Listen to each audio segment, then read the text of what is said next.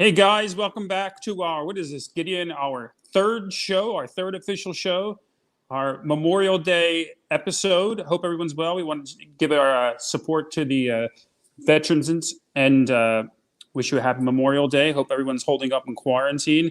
It's been what now, a week, Gideon? How have you been, man? I'm good. I'm trying to sing with my mask on like the people in the video. Yeah, right. Can we hear a It's little not bit of this? working very Can we well. hear a little bit of this? And give us a Yeah, little let's explanation go of what back. we're watching here. All right, this is a live concert taken on May 18th of Bach Cantata, BWV 229. And everyone's in masks. Unbelievable, right? But you've never seen that. I think it's like if someone asked me what's the last thing I would have seen, I think this would be it. You know, this takes the cake. Can we get a little audio on this so we can actually hear if it's Oh, is the making audio sound? not coming? No, we're not hearing anything right now. Oh, fucking thing sucks. All right, I'll get that. I'll get the audio going in a second. I'm gonna stop it for now. But yeah, that was a wild thing. I first saw that a buddy of mine shared it with me. I thought that I was. Can you believe we're? I don't know. You know what? I think it's worth the effort. It's a nice try, but let's be realistic. It's a little distracting. It's slightly distracting. You know, you're here. It's like, but you know what? Sound. But check out the audio. Now I got it going. Check this out.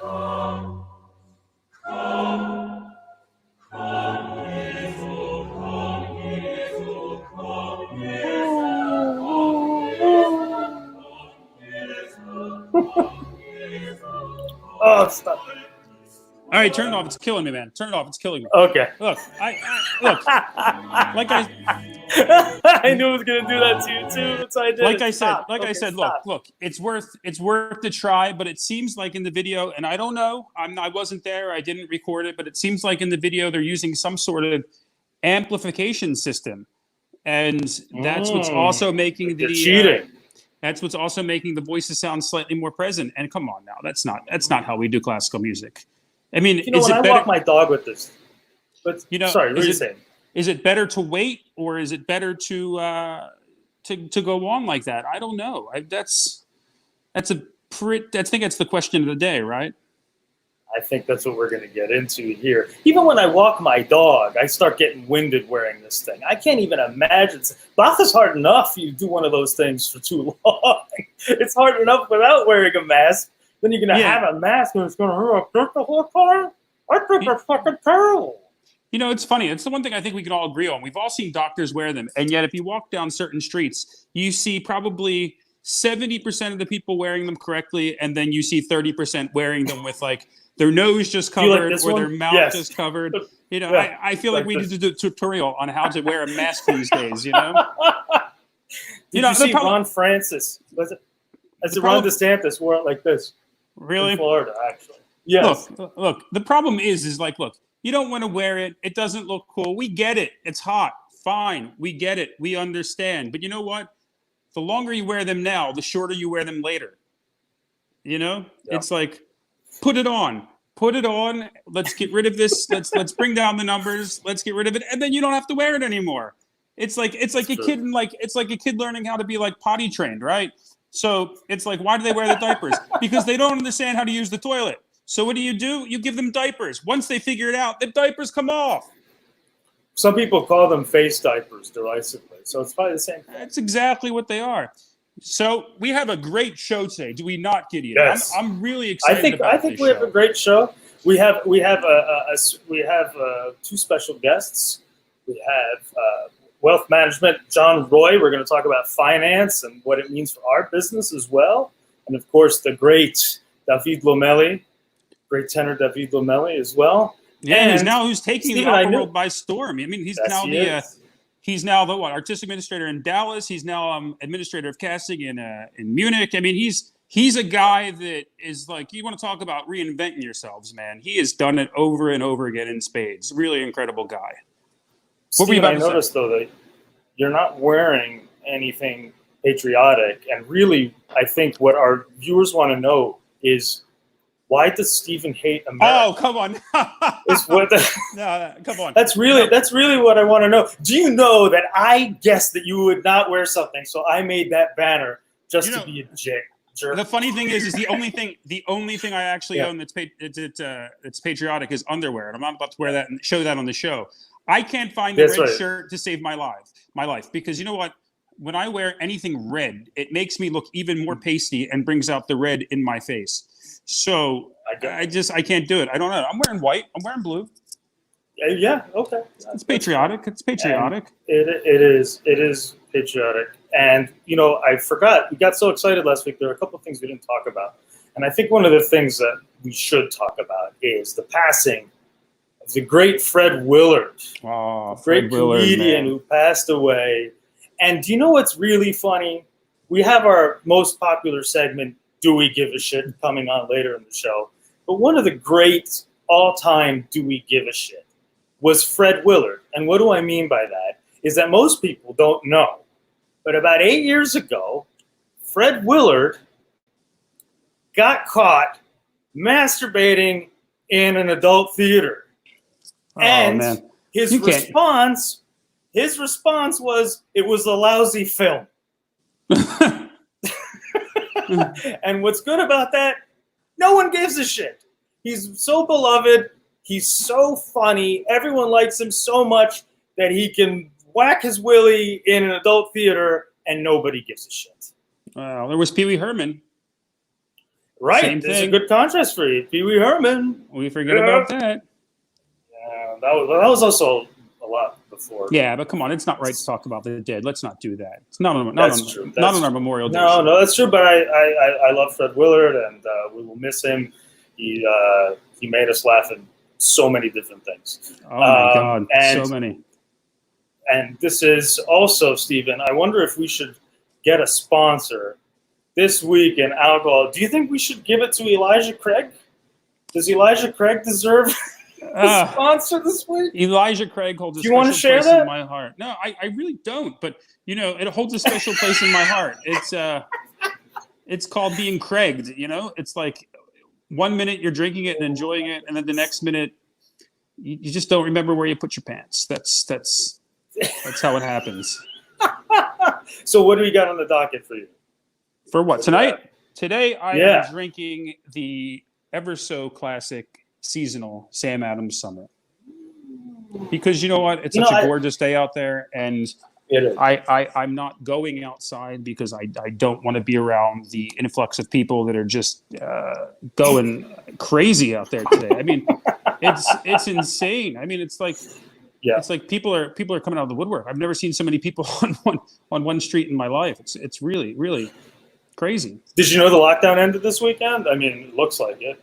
Well, it didn't really, but I don't know how many people are actually enforcing it. Yes. My contribution this week is an oldie but goodie. Is the Four Roses small batch. What I like about this one is you can get this between $30 and $40. It's really a good one. Their single barrel's even better, but I am a big fan of the I was never really a fan of like a citrusy beer flavor, but I feel like Sam Adams Summer has really, really perfected it. It's really enjoyable. I like Sam Adams in the winter. Like the original one. The original Sam Adams in the winter. That's I like. It's a big. I have to say that's one of the big meal. That's one of the things I think I miss the most. And it's like, I miss singing. I miss being on stage. I miss being around audiences. But I do miss when you're in a summer festival, you really get a chance to bond with your colleagues. And it's like in the rehearsal period, you have a nice beer after rehearsal, and everyone can just shoot the shit, talk about their lives, get to know each other. And that's something I'm missing this summer. I don't know about you, but I really feel like when we go back, that's one of the things I'm going to enjoy the most. Yeah, I think so too. Do you think it's time? Can we bring in one of our men? I think so. Do we have both of them are they both in there? Yeah, we got both. Yeah. Oh, fantastic. They're both on deck. All right, so let's bring in our you have the clip ready? So let's bring on our first guest, who's David Lomeli, who's been a good friend of mine for, I don't know how many years now, and I won't say it because it'll date us. He's a guy that had one of the most killer voices I've ever heard. Oh, yeah. He won Operalia in, 2006. And since then, after making his debut on many of the world's greatest stages, he went into another passion of his, which is artistic administration. And now he's the artistic administrator of the Dallas Opera. He's now artistic casting director in Munich. And man, I cannot just say enough good things about this guy. Why don't we play a clip so you can hear him, and also bring him on, and we can get into the life of Dabi and Here we go. So this is David doing the beautiful Ingemisco.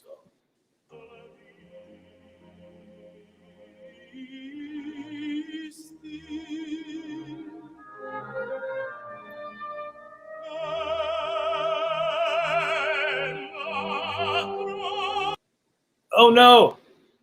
It died. YouTube. No. Is it YouTube?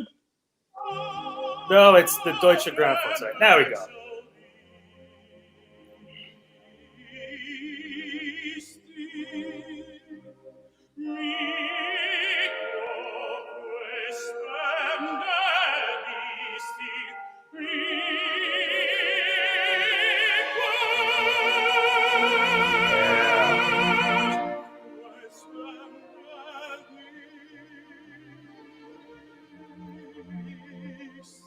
Bam! Look at that, man. What are you saying? What are you saying? Basketball, nothing but net there, man. He was awesome. He's awesome. Let's bring him on the show. Let's bring the man, and there he is. Buenas. How are you, man? I'm good. Salud. Salud. Oh, hey, salud. So first of all, let me just say what you heard in that clip is, it sounds easy because he makes it sound easy. It's extremely hard. People struggle on that all the time. And I have to tell you, I've listened to, when I was doing the Verdi Requiem for the first time, I listened to all the greats. And I listened to yours because of that reason, effortlessly easy and beautiful. And we're excited to have you on the show, man. So let's dive into your life a little bit, right? Okay. So give us a little bit of your background. You just talk about your background, how you got into singing, and how you got to where you are. Well, I was born in Mexico City. I was raised in Monterrey, though, in the north of Mexico. So I think that there's a beautiful rivalry there. So when I moved, when I was a teenager, I was 12, and I moved from a co-ed British school to a only Spanish, only boys Catholic school in Monterrey. But and incredibly, one of the best things that happened in that school is that they had a big music department. So as soon as I arrived, I kind of like find that my accent was not the best thing in that town. And so I went and ran into music lessons, and that's how I started singing really, like a little more. Like in my family, they always sang, like my grandma was a great singer, my mom was a great singer. But seriously, when I arrived to Monterrey, in a way, kind of like to escape a little bit bullying, I started singing, and that's how it happened first.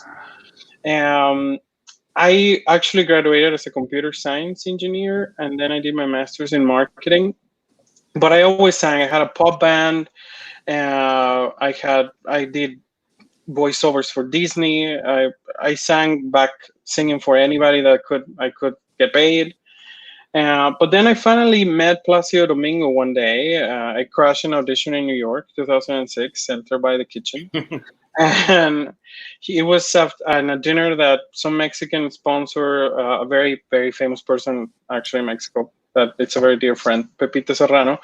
She had a dinner in honor for him and Trepco and Villazón, because they were doing Rigoletto together. Maestro was conducting, the other two sang. So it was after there, and I crashed the audition, or he was hearing a few singers, and he says, "You have one song," and I sang Que Gelia Menina, and he offered me a spot there into the program in Los Angeles. That was February 2006, and in October I went to Operal in Valencia with him, and right there I won. I was 25 years old, and my life changed. By the next year I was singing Verdi Requiem with Dudamel. I was doing tour with Gustavo and singing concerts.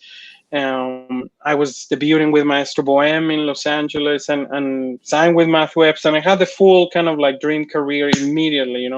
In 4 years I was booked, very, very fast. And quickly in 2012 I got married, but I also got fired for the first time. I was singing uh, in Houston Grand Opera. I was in the cover of Opera News that month, and I got fired because I was having a lot of pain to sing. I had a lot of pain in my stomach, and I couldn't really sing freely. I couldn't sing on pitch anymore. It was not hurting my voice, but I had a lot of pain in my stomach while I was performing. So I decided that I was going to take time off. I went several times to different medical institutions, inclusive of the Mayo Clinic in Rochester. That was the longest stay. That I was there for like 6 months.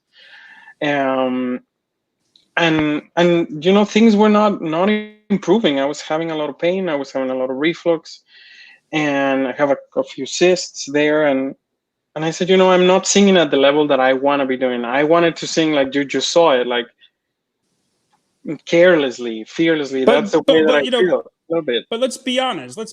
I mean, not many people can sing at the level we just saw.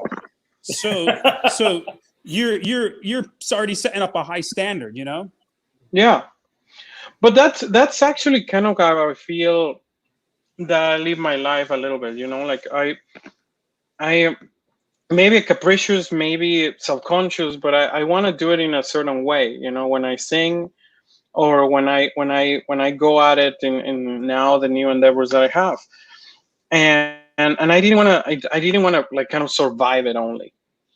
So I went into that, and I said, if I don't sing the way that I want to phrase it, if I don't cannot breathe, or at least I cannot train the way, because that was also a problem. I could not train the way I wanted to do it. Then it's not worth it for me. Like I love this too much to not do it the way that it needs in my heart and soul to do it. So I stopped. I got a job in Dallas Opera, booking travel, and 6 years later, here, like I am the head of casting of both companies, and in Dallas I work with the TDO network, that is their social media content enterprise, and I'm also director of the Heart Institute for Women Conductors. So which is I have amazing. a lot of fun. I have a lot of fun, and it's a great way to change the world too. I feel that in a way, a lot of you guys that I have, I speak with some of you very, very often. Like you and I, we talk, and it's the other day I was talking with one of them, and says, now I feel how it feels when how you must feel because you don't sing. And it's like, yeah, well, this is missing the stage, having the beer off stage, that's how it feels most of the time. But thankfully, I've been able to make peace with the demons, and we're here, like, getting around it. But I have to tell you, I don't know if it's because you were a singer, but your company, the Dallas Opera, is one of the champions in this business right now. I mean, you've had contracts with singers and had to cancel performances, and have managed to, in some way, shape, or form, keep partial contracts or keep contracts going and help keep artists going, which is an incredible thing because not everyone gets to do it. But you've done that, and that's an amazing on you. But let me get into the COVID thing for a minute, if you don't mind me asking. Yeah. You're in this particular situation, right, where you're in an opera house and you're trying to make plans. Can you get your seasons together? Can you not? But on the other side of your home life, if you don't mind me bringing this up, you have a son that can be clearly affected by COVID-19. So, I mean, it's you're not in the medical field or anything like that, but if you're considered a frontline worker at one point, I mean, you're going to be running a company where you have to, that involves interaction with people, artists, donors, whatever it is, and then you have to go home at night to your son, who can be very affected by this disease, not knowing if you have, or the virus, not knowing you have it. So, I mean, that's got to be an equal amount of stress for you. It is a big stress, Like I am very open with my employers and with everybody that follows me publicly in my profiles in social media. Like everybody knows a little bit the story of Tomas, that he has primary ciliary dyskinesia that is similar to cystic fibrosis, and he's right now close to being 5. And of course, for us, it's very sensitive that anything coronavirus could be like any meter close to home. So in a way, we personally, the way that we live right now, we're very, very careful. We have extra protocols. We have industrial filters. We clean everything outside, right? But when I work in a theater right now, I have definitely very open open conversations that me personally, I'm not going to the office for a while. I have not traveled to Munich myself, for because also it's the borders are closed, right? But um, we are being as safe as we can. I think that we have talked at home, like if I need to, physically start needing to go to work, I'm gonna have to separate from my family until we consider that there's some sort of vaccine or treatment or curve or something that proves us that Tomas is no longer in danger. But that's my personal case on the family. Like, we would have to take the sacrifice into that moment, and we have talked about it. It might happen soon, But it's not even that. I mean, not even just you. Yeah. Your wife Sarah is an opera singer also. So I mean, when she goes back to work, and let's be honest, artists when they go back to work, they have to. I mean, at the moment, we're not really being helped too much by any. I mean, yeah, we can collect unemployment based off of the CARES Act, things like that, but it's not nearly enough to cover the expenses of what an artist needed or what maybe they've spent in the past few months leading up to this, right? So if she gets a job, she'll eventually have to go back, right? I mean, that's the idea. You're a two income household, right? So so it puts you at a double risk at that point. So, and I mean, I feel for you every day. I worry, I always think about you and your family, and I keep you guys in my prayers, of course. No, and thank you. You call often, and we appreciate it a lot. I know that it's not easy, but it's also at the end of the day, I try to feel that we're not the only people. That I see also a lot of my friends, losing their incomes and vanish incredible amount of, like in not to put salt in the wound, but like we are working not only like right now you're working on enjoying a lot of the sacrifice that you did for years when you were establishing the fees that you were supposed to receive now, and even now you're crafting the fees that actually are going to make you retired in 20 years, right? The ones that you're building today. Right. Go ahead. Sorry. No. And that has to be also very, very painful, like I actually, one of the things that I feel in the conversation that we don't have with managers and with singers and in with the industry top leadership is the fact that there's not only all the mourning that we have, there's a mourning of career losses, and those career losses are not the career loss of the money. Is the fact that we all are going to have to take so many concessions in order to come back at any moment, that the things that you imagine for yourself and in the future, they're compromised today. And that is hard. And that also is going to be very difficult the moment that we negotiate fees and anything moving forward. It's something that we don't talk about it, but I started to see it in now that I see it even with union negotiations, how the perception of what we had as a business is also going to be, those feelings are going to be very important in further negotiations. Maybe too fruitful, but I'm conscious on that already. But it's not even the finance aspect. I mean, coming from an artistic standpoint, from an artist standpoint, myself anyway, is that a lot of young singers craft their seasons carefully, right? So they talk a lot with their management and their teachers or coaches, whatever it is, and they craft their seasons to a point to do roles that are going to be good for them. Sometimes leading up to it, and they haven't gotten there. And because you have to remember that when COVID happened, the opera world stopped as it was inevitable. Everything in the world stopped. But from an artistic standpoint, it stopped. So you missed half the opera season, right? So some of these people that had jobs that were going to give them the next push, the next level, lost them, and now may not get them again. And it's not so much because of the virus, it's because of all the restructuring that's going to happen in the future. Because you can't, let's be honest, the opera houses that have set schedules like the Met and all these big houses, they're going to probably keep those set schedules if they open, because they can afford to do those things and they have the star power behind that. But a lot of these other houses, the smaller houses, are going to have to restructure and maybe not take as much of a risk on a production as they would have. So they're gonna program it with operas that sell. They're gonna program it with operas that bring the crowds back, and they're gonna program it with people most likely that can help do that. So that's where they're gonna go, and for a young artist, it's a scary future. It's a scary time. However, However, if the young artist is doing what they should be doing now and just as much as they can study and practice their craft, there's always going to be a cancellation in the future. So Yeah, they can yeah. always come back. It's crazy. At the moment we were like weeks to make public that we were launching an opera studio in Dallas. Yeah. And that was painful, because of course we are now in a whole pattern, right? We don't know when we're going to bring everything back. I feel for all the young people, because I see that we're going to get affected with what it just happened right now with from February till August. We're going to feel it for about 2 years in the restructuring of income, cancellation, pledges, rebooking, right?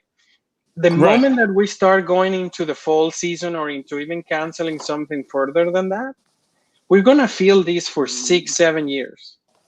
Of just course. for one season. Like Wow. every major opera house that has new productions now or that they are about to do it and they don't have that and they are going to have to reuse it in later seasons. Like just right now, there was a Falstaff new production in Munich that got canceled and I'm supposed to use every year when I come in. And I don't have a new production at the moment. Yeah. So it's like, what are we going to do? And that requires moving as enormous amount of people agendas to get paid today. But in order to do that, they're going to have to get out of other products, of other performances that maybe they had in the future. While we talked about finances, Gideon, is John still there? Maybe we should bring. John is here. We can bring him in. Maybe we should bring John on earlier so we can have our financial conversations with him. Okay. John Roy is a wealth manager here in New York City. Also happens to be my cousin. Graduated Boston University. Has been in a career now for 30 years. He's at the top of his game in his field. I won't tell you who he works for because I'm not allowed. So. But he's an awesome guy and also a big supporter of the arts. I know that he comes to my performances on a regular basis when I'm here in New York. And here you are. You're up in the Hamptons, are you not, John? I am, and I apologize in advance. I've been getting cut off about 40 times in the last 15 minutes. So it's because of the internet craze. I apologize. Everyone's online. They're all watching the show. That's why it's so hard to get in here. Yeah. Happy Memorial Day, guys. Happy Memorial Day to you. How are you, Susie, holding up? Good? Doing great. John, maybe you can... By the way, Gideon, thanks for that Fred Willard piece of trivia there that I didn't know before. I'm a big fan. I didn't need to know that, but thanks. That's what we're here for. I wanted to get I feel this. so enriched right now. I can tell you, Gideon is a guy Gideon is a guy that'll tell you a lot of things you don't want to know. But after he tells you, you're like, I'm glad I know that now. Thanks. That's good. I was going to throw this quote at you, and I'm going to try not to ruin Steven's day with it because it was in the New York Times yesterday. This is a quote from Peter Gelb in the New York Times. He writes, "I can't imagine any scenario in which performances can take place at the Met when social distancing is still a factor." That was what he said Friday. I believe he said that. They speculate that they had to go from 4,000 to about 400. He says it's financially untenable. I don't know what you think of that, David, and you think of that, John, considering whatever percentage the Met does make out of their ticket sales. It is. I don't know. I can tell you, maybe you guys can chime in after this. It is. It's financially unattainable. I mean, because the Met, being an American house the way it is a union house. It's got a lot of union workers, and it takes a lot of money to run that machine. And when you only have 400 people in the audience, I mean, even if you charge them, $400 a ticket, you're losing money on every performance at that point. And you can't just go in there and say, well, we'll do one performance of this, and then we'll do one performance of that, because you still have to pay everybody else that works in that building. When you open that building, you're not only paying the people on stage, you're paying the people in the pit, you're paying the people behind the scenes, you're paying people that are at the ticket booths, you're the ushers, the people that are going to have to clean the theater after it's done, and then also the people that are going to be out there selling the tickets. So from a financial standpoint, based off of ticket sales, you can't do that. That's unattainable. In general, our economy can't run on that type of situation. Think about restaurants. The scenario for restaurants has been prohibitive before COVID because of high rents. Yeah. And now restaurants, they're talking about 30, 40% type of situations. That's just, it's untenable. And it's untenable in pretty much every industry, clearly untenable though in yours also. And you just got to hope that eventually it does come back to a more normal situation. But I don't think that it would be able to go on much longer like that. John, what's the biggest concern in your industry right now? What are, because you're a wealth manager, right?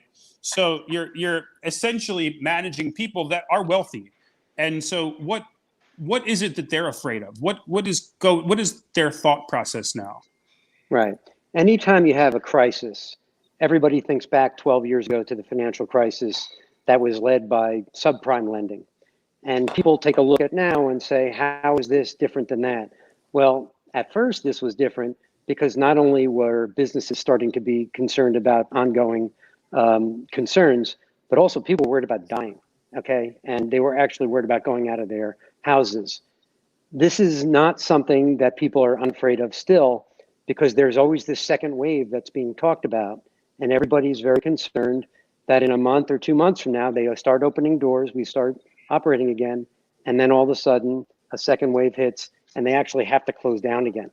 And this is something that people are very concerned about.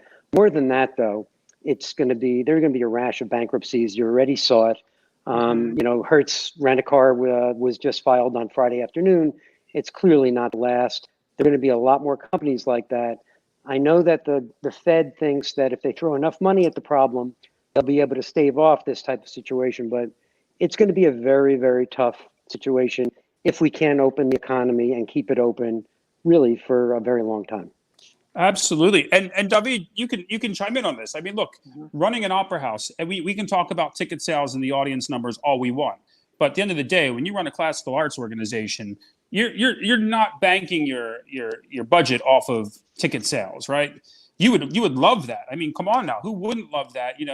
Being so solvent because of your ticket sales that you wouldn't have to spend 24 hours a day fundraising, but you have to, because that's the arts, and that's what you do. So what I lost my thought for a minute, but that's the thing. So you're now asking people to donate money to an organization when they don't even know if their own businesses are going to survive, when they don't know if there's a second wave. I mean, you think, like, you would like to think, okay, coronavirus, we got through this, the numbers are down, things are getting back to normal, there's no second wave, we can start to rebuild.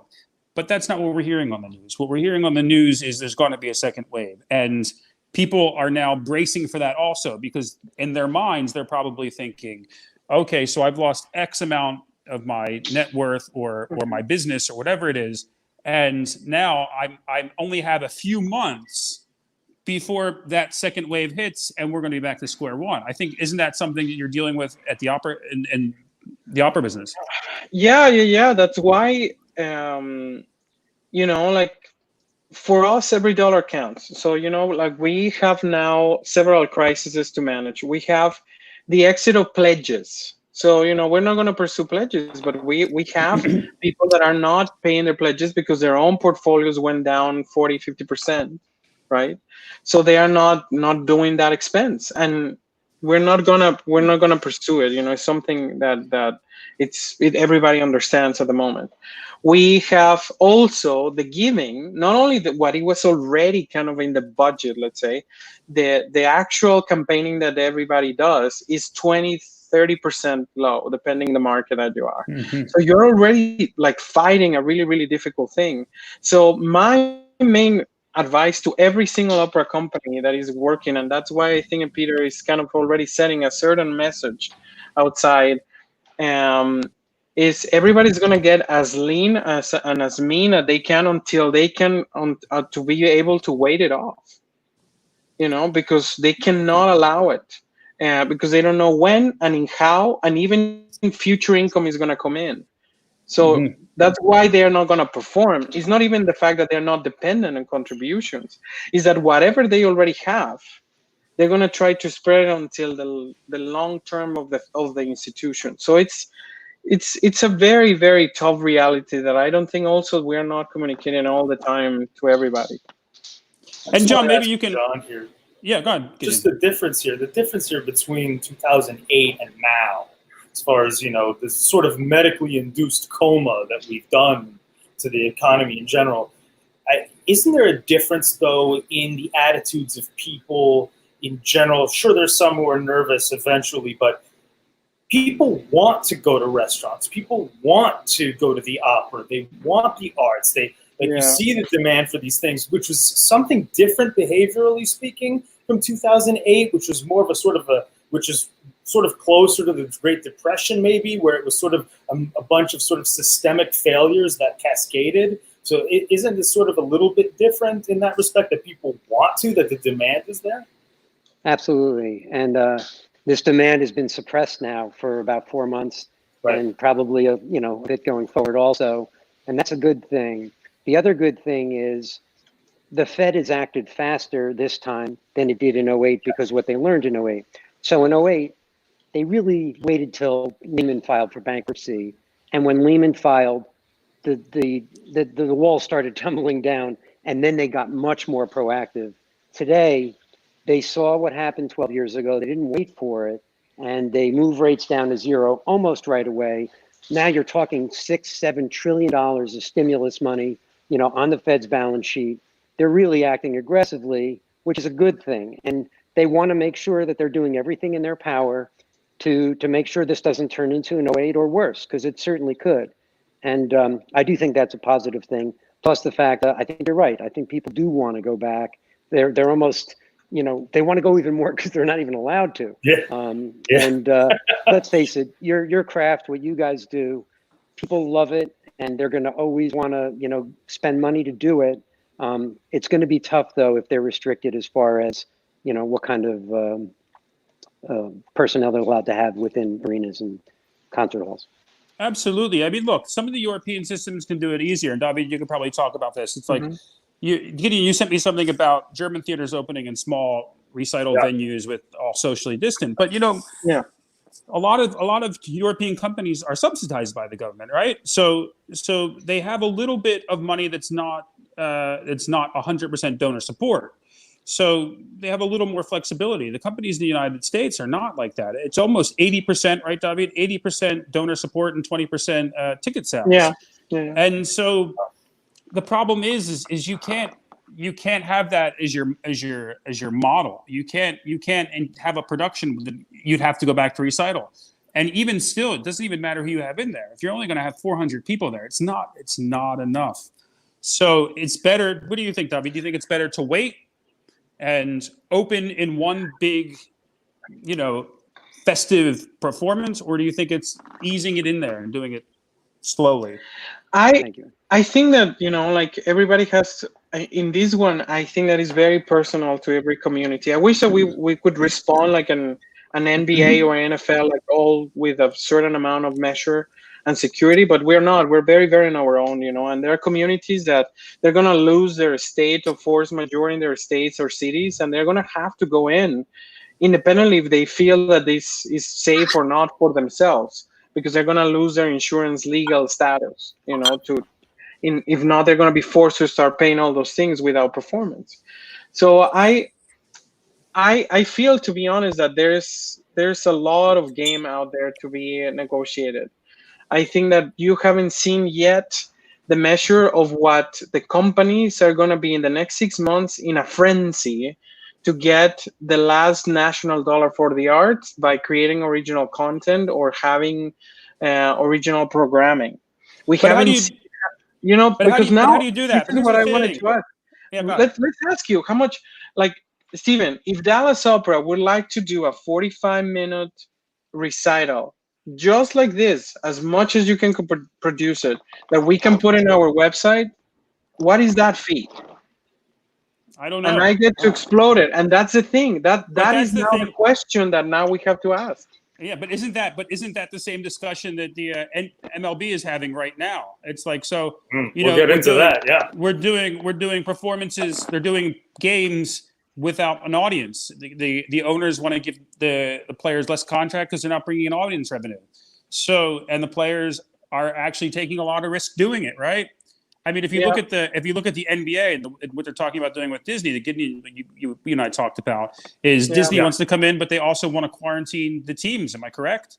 Yeah. They want to house the teams, quarantine them. So you're taking those players away from their families. You're taking them out of their comfort zone, and now you're asking them to play, but you're going to ask them to play for less money. So it's a fine line, And I think the end of the day, the answer is going to be this. And I'm going to take a lot of criticism from my colleagues for saying this. It's that you're going to have been so long without any sort of income. Any little bit of income is going to sound like a great idea. Yep. And that's where we're going to get to. And that's how we're going to start. Well, I had an idea that I floated out. And I wonder what John and David would think of this. And that is, what about pay-per-view opera? We have the HD. We have a no over here. But what about doing that in the meantime? What about charging? We have the technology to stream it to people's houses. We have that, $40, $50 a pop. What do you think about that? Is that just for the meantime, or as an addition, or will it cannibalize its own audience that people will say, well, I'd rather just sit at home and do it? David, you answer first. I think as industry, we need to start preparing our third stage. I know for a fact that the two institutions that I work with, we are having those conversations, and we actually are having future plans to expand that virtual stage. We have to be in the theater, we have to be in our community, but we have to be also in our phones. We have to be competitive in social media. We have to. It's every single media or source of entertainment has an incredible, robust support system that comes from either network television supporting that industry, like ESPN to the NBA and the sports in general, or their NBA TV, or like even Food Network talking about restaurants and recipes and the art form and the competitiveness and quantification of the art form of being a chef. So now the opera has to start becoming that way, so we can have an industry that is not entirely dependent of the live experience. And that happened to singers with records and with videos and all those things. So it's like it's time that we stop behaving like a museum art and start behaving like an entertainment and a business, I just wanted, there's a couple comments here saying about YouTube and killing the allure of pay-per-view. We'll get to that. We'll get to that. Okay. All right. John, answer your question, because I'm curious, because I have something on that pay-per-view thing. Okay. We watched the virtual concert that was on a couple of weeks ago where you went around the globe and had people come in, and it was outstanding. And I think for sure people would pay for that. I always worry, though, and this question ties into something else that I had a question about. At what point do you artists feel that you're compromising your art? Like it made me think of something else. Yeah. In golf has been trying to expand to a younger base. Golf takes too long right now, okay, and it always has. From door to door, especially if you live in the Northeast, it's like 7 hours, okay? You have to get there an hour early. And then, it's too long. And a lot of the younger generation, they don't want to take that long. They're figuring out ways. They had a whole campaign, only play 9 holes, or they made it a quicker round with little things here and there. Would you guys consider shorter programs for the sake of, frankly, attracting a younger base? No, absolutely. The thing is, absolutely. But here's the problem. So, and I'm not, don't get me wrong, I'm not against the whole pay-per-view idea. I think that would be a great solution, or streaming, finding a way to make that profitable for the time being is a great idea. The problem is, and I feel, and maybe you guys can chime in, is there's too much free content right now. So like when you take, you're talking about opera, and opera is a very special, classical music is a very special niche, right?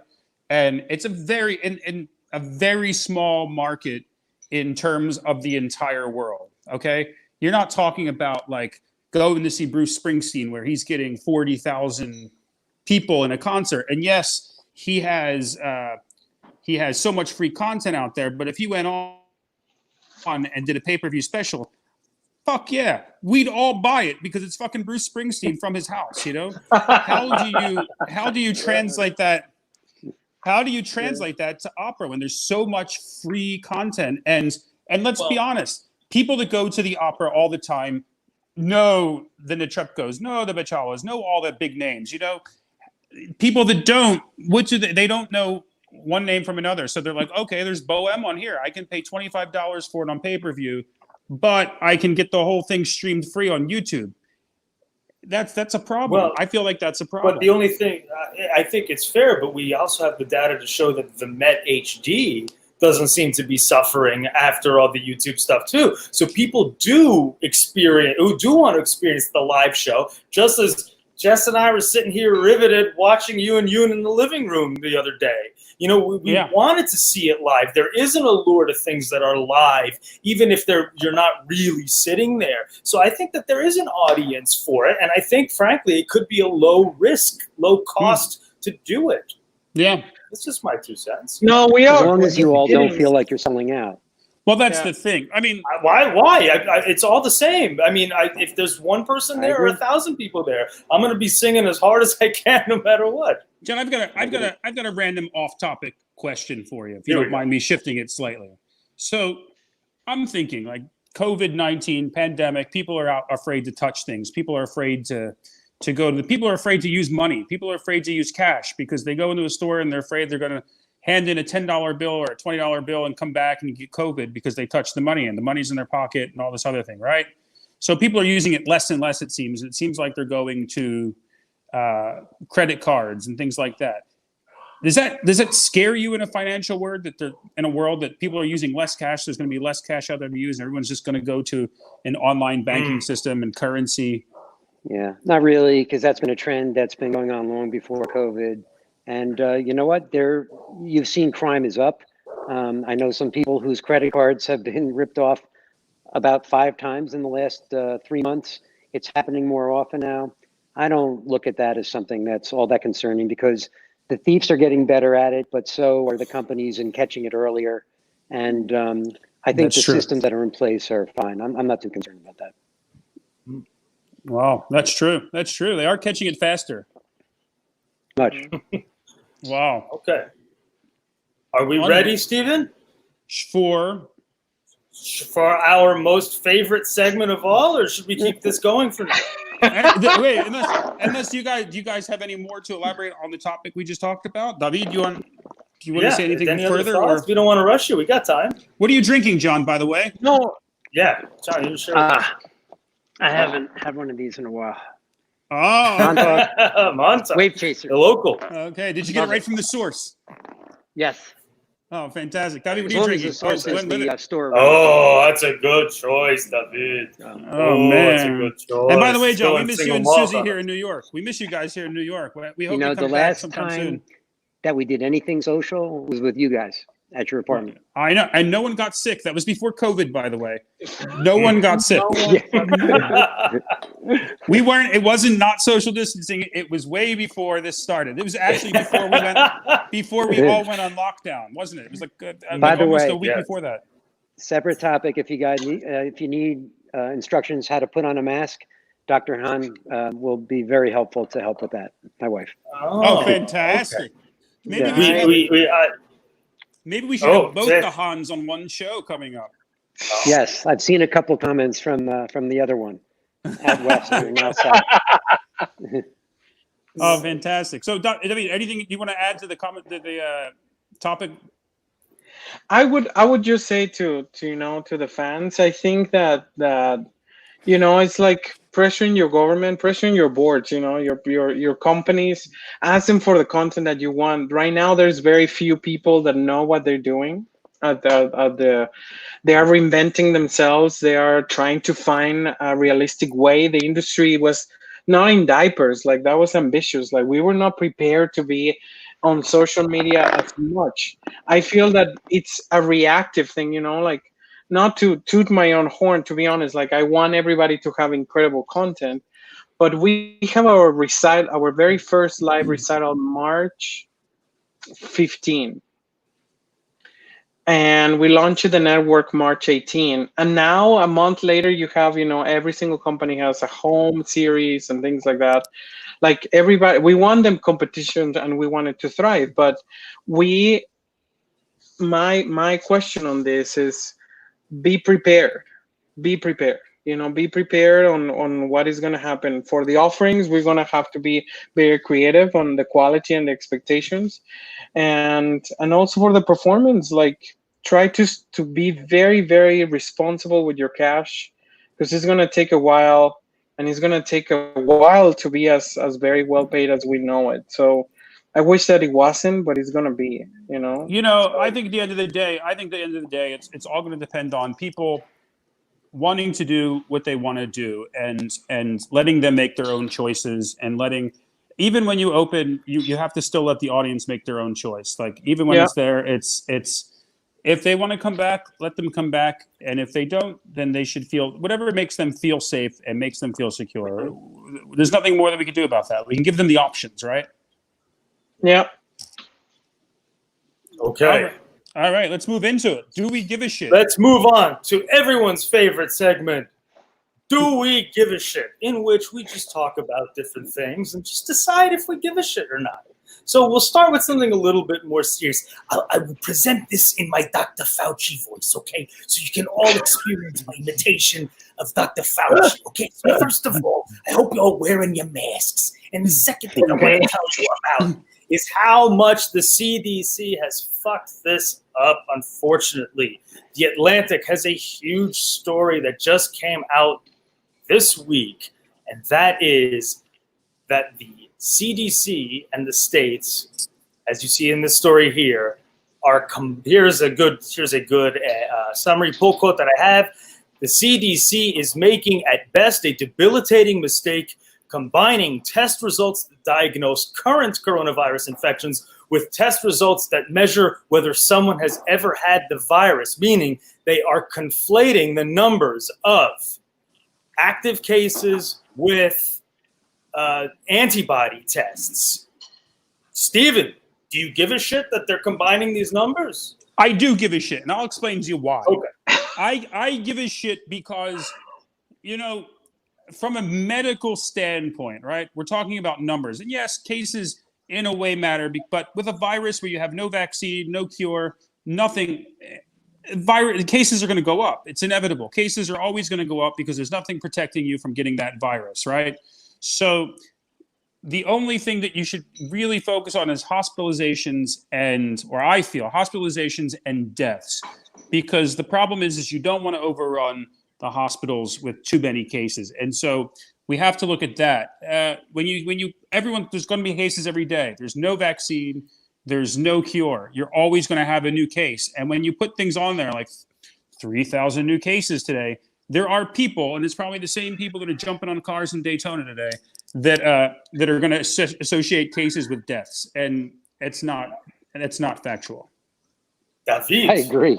as a frontline worker, do you give a shit? No, I do give a shit.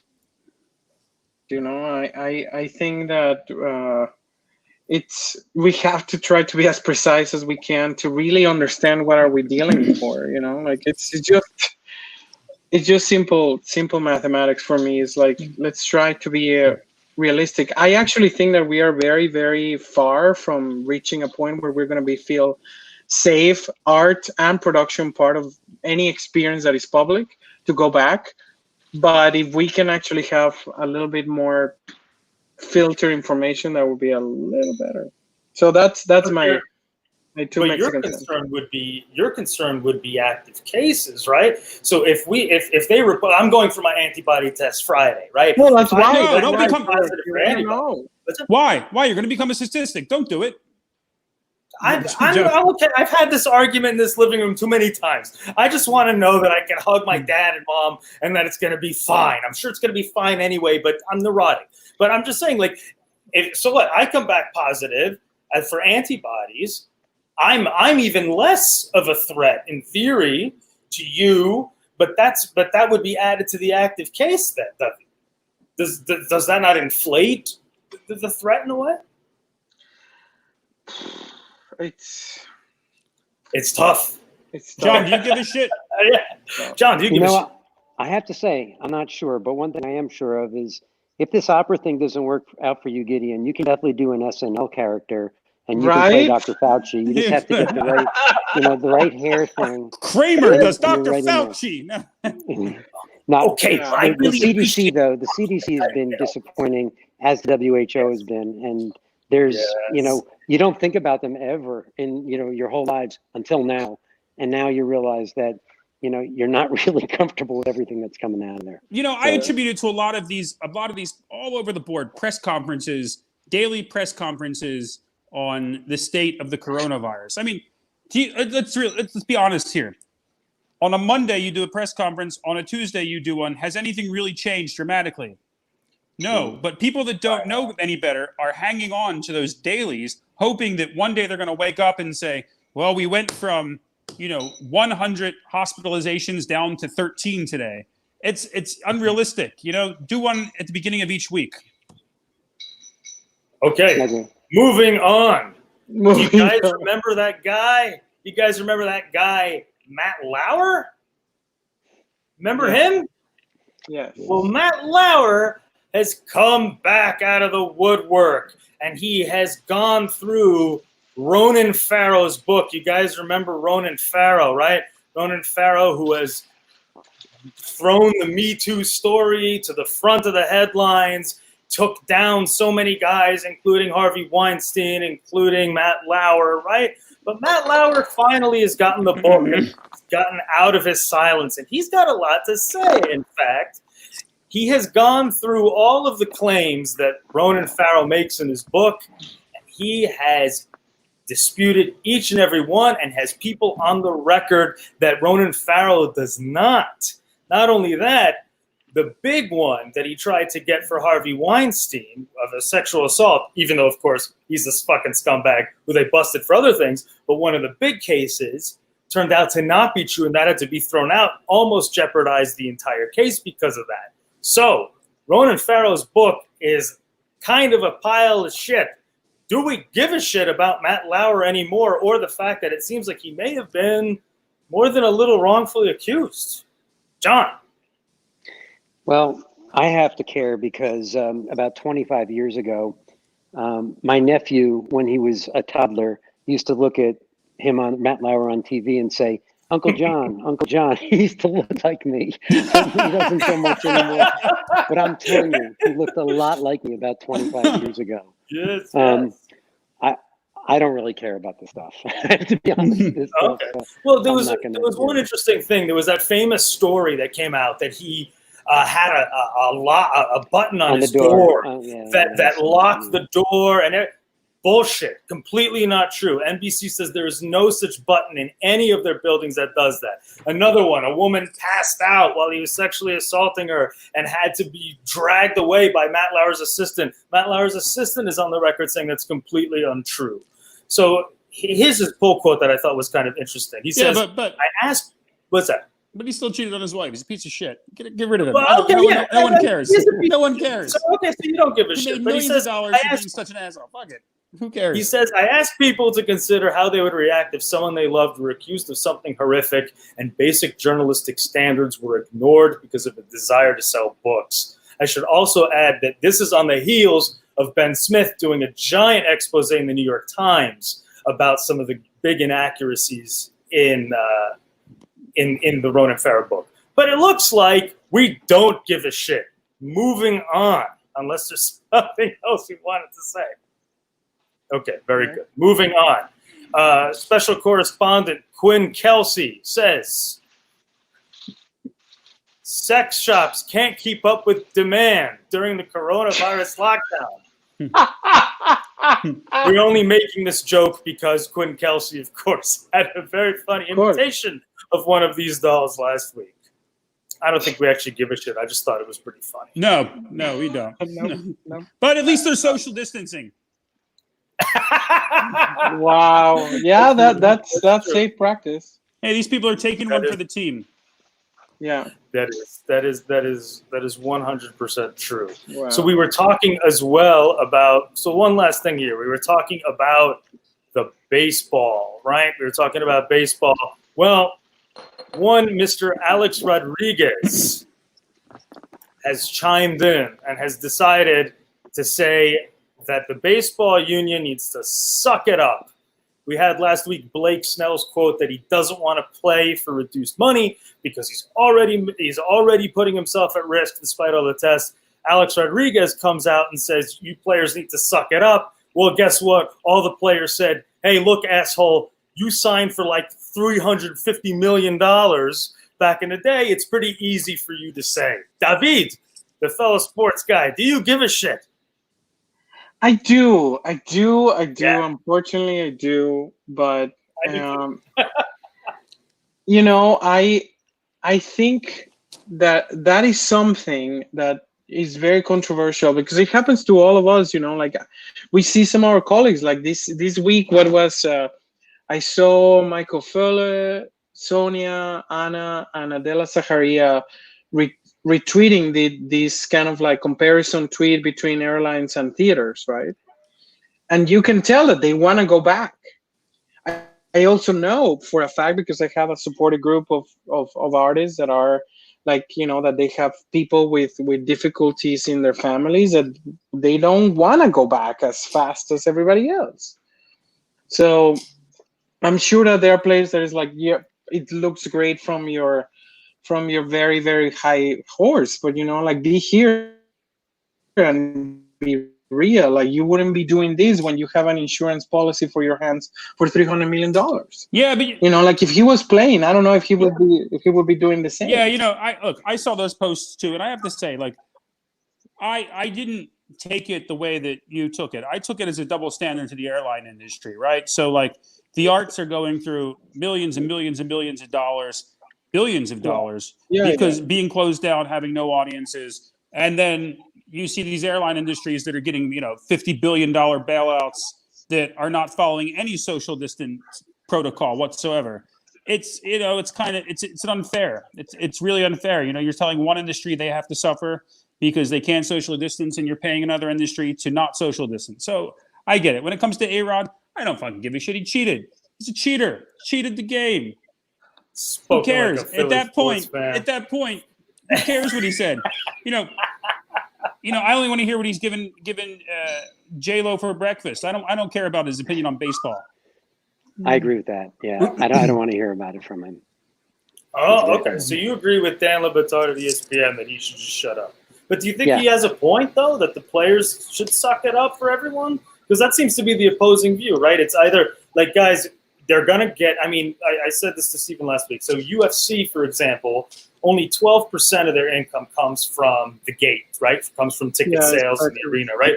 Baseball, because I guess it's 81 games per team, and with the much bigger crowd, of course, arenas at UFC are usually between 10 and 20,000. Of course, baseball stadiums go 40 to 60,000 or so.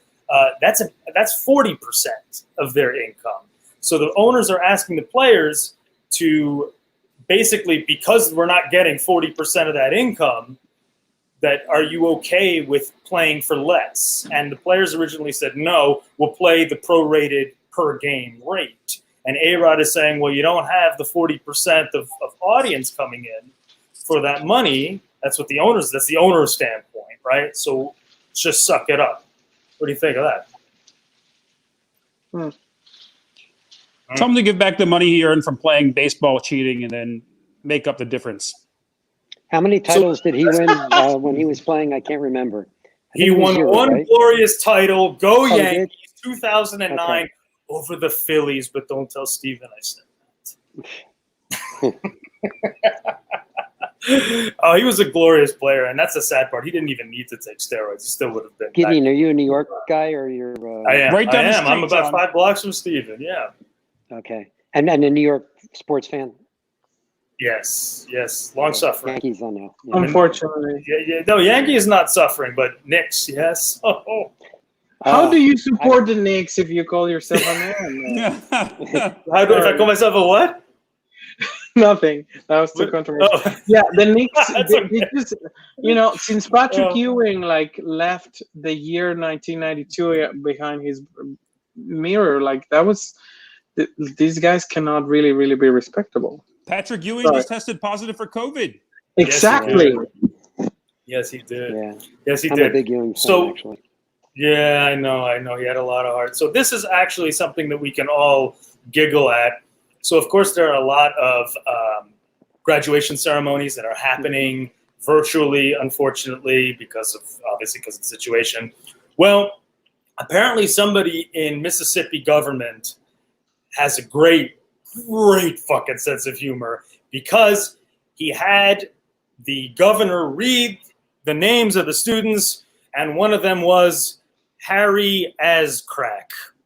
Is the name that he read for everyone's graduation. Oh, no. And I just have to say, I drink to you if it was a staffer or if it was one of the students who came up with this, because that is just absolutely inspiring, if you ask me. I mean, Harry Ascrack. This just goes to show that we can't have online courses, because no one seems to take a course in proofreading when they're doing it online.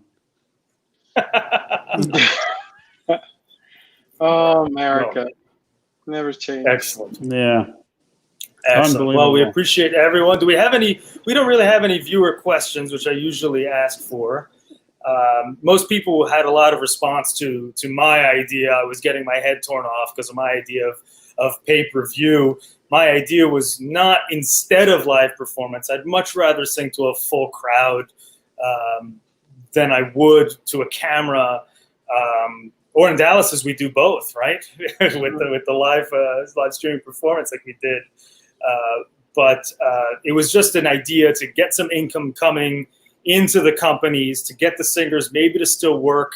And who knows, maybe they should float it. Maybe they should give it a shot with one production and see what happens. I mean, I don't know. I think that we should do it, like I imagine, like with this technology, with the technology that we have and with the money that we have, I think that, like some companies should have access to people like Steven, and normally Steven don't sing under, like $25,000 per night, right? Oh yeah. Oh yeah. Yes. Look, So maybe like X company says, like, Steven, we're gonna pay you 10, but can you sing to all our fandom? I hope that happens. Look, here's the thing. I think we can all agree we're not looking for long-term solutions. We're thinking about interim solutions. Yeah, no, it's for until we can get everything back on track. And I think the end goal, we all want to get back to normal eventually, sooner than later, but we don't know how long it's going to take. Let's be honest. Guys, I have another question. I'm sorry. Go ahead. Yeah, go ahead, John. Please. So I know that when I was a kid and I watched cartoons, especially Bugs Bunny, I would hear the soundtrack would always be opera and, things like that. And my wife would make fun of me that, when I would hear, an aria or something like that, I would say, oh, yeah, Bad News Bears or something like that. I would know it from a movie or a cartoon. Are today's cartoons that come out, are there a lot of soundtracks and background music? Are they opera or are they classical? Do you know? Because I don't obviously watch them now. I don't think I haven't seen a cartoon in years. Okay. Well, you still get. I think you still get the Anvil chorus. And I think why the younger generation, and I'm talking now 15 and 20 years from now, would at least be more familiar with it. Because I still think more. Back to your question from an hour ago, broadening the base. Okay, the next generation. How, and that's one of the ways I would think. But I know it's not immediate. It would probably be about 15 or 20 years from now. John, you're absolutely right. I just watched the video yesterday with Placido Domingo singing. It was called a thing called "A Night of 100 Stars," and Placido Domingo was singing a duet with Miss Piggy. Like, okay. I mean, talk about audience outreach. You got all your levels there, right? I mean, right. Yeah, but it's. I don't know why, David. Why is it so hard? Why is it so hard for opera to reach a mass audience or even a younger generation? What is it that you think we're doing wrong that we can, in this period where nothing's going on, we can find a way to remedy that?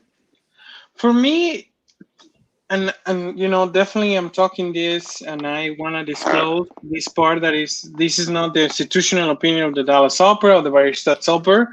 So with that behind, I feel that we're not real enough.